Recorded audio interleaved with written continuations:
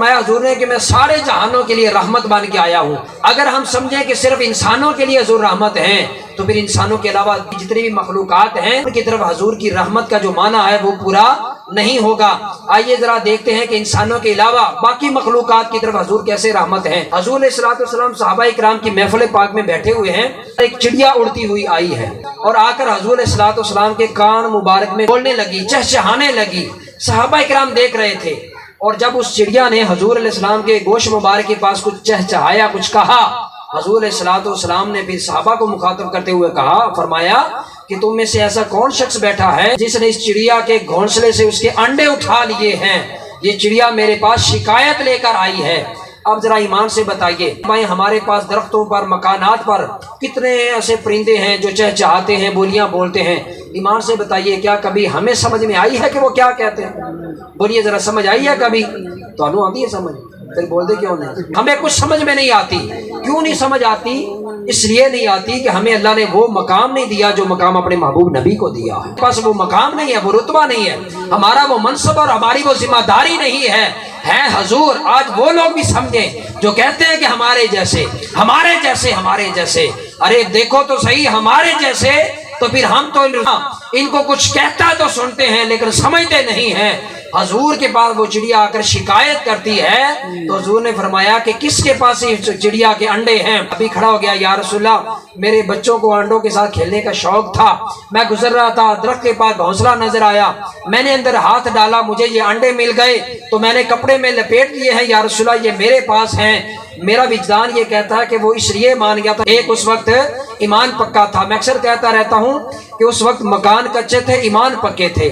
آج ہمارے مکان تو پکے ہیں لیکن ہمارے ایمان ہیں ایک دوسری وجہ یہ تھی کہ اس صحابی کا یہ بھی عقیدہ تھا کہ اگر میں اپنے آپ نہ ماننا تو حضور نگاہ نبوت سے دیکھ لیں گے۔ اگر حضور ابو جہل کی مٹھی کے اندر کنکریوں کو کلمہ پڑھا سکتے ہیں تو یہاں مجلس میں بیٹھے ہوئے انڈوں کا بھی خبر ہے حضور لے سکتے تھے۔ تو اس لیے حضور علیہ الصلوۃ والسلام نے وہ لے کر اسے دے دیے۔ اب معلوم ہوا کہ جو چڑیا ہے اس کو پریشانی تھی، مصیبت تھی، پریشانی، تکلیف اور مصیبت کے وقت مصطفیٰ کریم صلی اللہ علیہ وسلم کام آ گئے تو حضور علیہ الصلوۃ والسلام کی جو ذات ہے وہ چڑیا کے لیے بھی رحمت بن کر آئی ہے، کے لیے بھی رحمت بن کر آئی۔ اسی طرح ایک اور واقعہ ہے، مسند ابو یعلا کے اندر بھی ہے، امام ابو نعیم، امام بہقی نے بیان کیا، درجنوں کتابوں میں موجود ہے۔ سفر پر جا رہے تھے، حضور علیہ الصلوۃ والسلام کا گزر سے شکاری کے پاس ہوا کہ جو جانوروں کو شکار کرتا تھا اس نے ایک ہرن کو شکار کیا ہوا تھا۔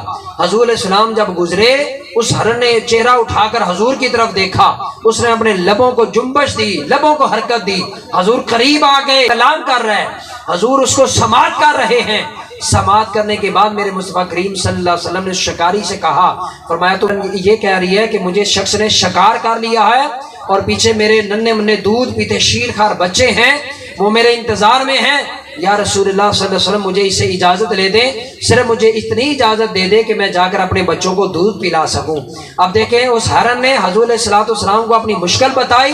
حضور علیہ السلام نے شکاری سے کہا کہ میں محمد اس بات کی ضمانت دیتا ہوں کہ یہ ہرن جائے گی، بچوں کو دودھ پلا کر پلٹ کر آ جائے گی، میری ضمانت پر اسے اتنی مہلت دے دے کہ جا کر اپنے بچوں کو دودھ پلا دے۔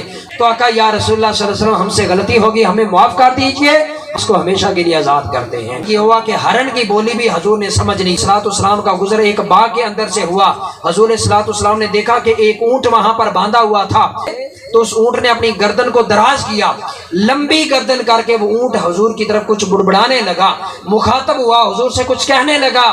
حضور علیہ الصلوۃ والسلام وہاں ٹھہر گئے۔ صلوات والسلام نے اپنے ایک صحابی سے کہا، فرمایا کہ اس باغ کے اندر اس کا مالک کھڑا ہے، اس کو ذرا بلا کر لاؤ۔ اس مالک کو بلایا گیا۔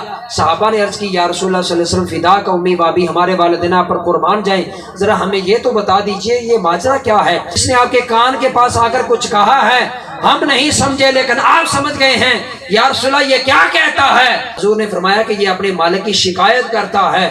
حضور نے اس کے مالک کو بلایا اور بلا کر کہا کہ تو اس سے کام زیادہ لیتا ہے اور اس سے چارہ کم دیتا ہے، یہ تیری شکایت کر رہا تھا، خبردار اگر اس سے کام لینا ہے تو پھر اس کو چارہ بھی زیادہ دیا کر۔ تم یہ ہوا وَمَا أَرْسَلْنَاكَ إِلَّا رَحْمَةً لِلْعَالَمِينَ، اللہ رب العزت نے محبوب صلی اللہ علیہ وسلم کو سارے جہانوں کے لیے جو رحمت بنایا ہے، اس پر ہزاروں مثالیں موجود ہیں۔